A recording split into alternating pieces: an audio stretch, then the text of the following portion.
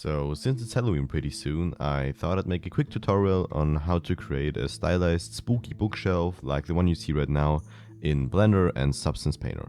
We start by adding a cube and scaling it like this.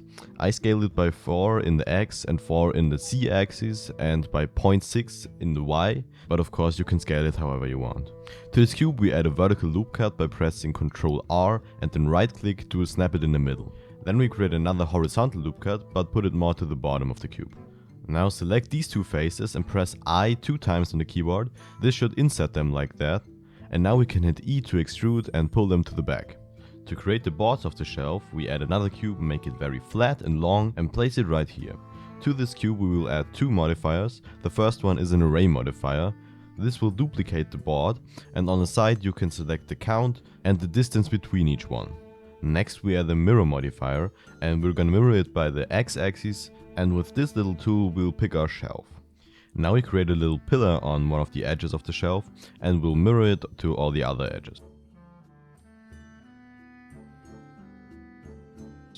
And on the top and bottom of the shelf we'll add these thicker planks. Right here we'll add another board which will be just a tiny bit bigger than the ones above.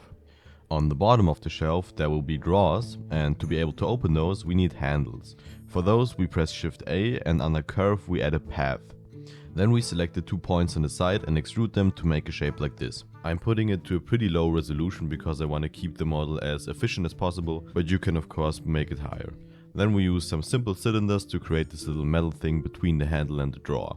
On the top we're adding a flat cube, and we'll give it a lot of loop cuts, and with the proportional editing make it round and then move it into the right position. Now we add another cube which we scale like this. Place it wherever you want. This will be our books. Just duplicate and place them wherever you want.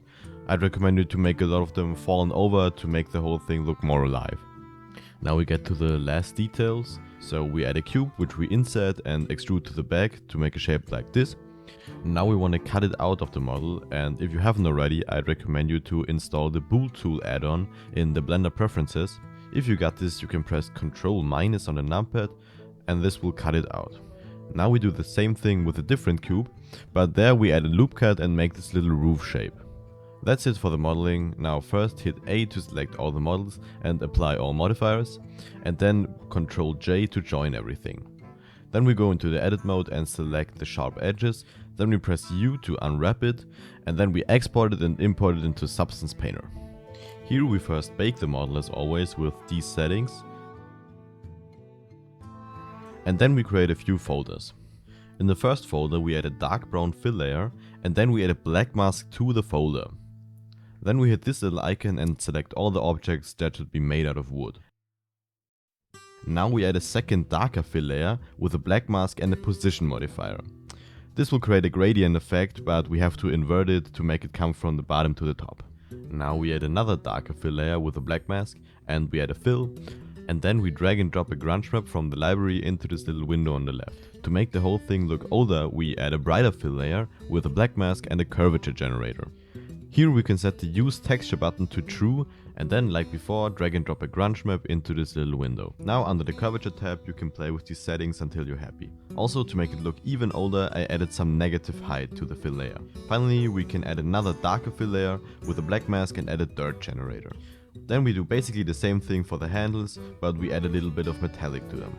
Now we move into the books, so in this folder we create a layer with the color that we want, and then we just select all the books that we want to have this color. Now we can just copy the curvature generator from the wood and just change the color.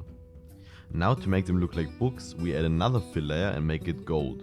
We also give it a bit of negative height, and then a black mask and a paint layer. Then we hit this little brush and paint on some stripes onto the books. When you're finished with that, you can do the exact same thing with all the other books.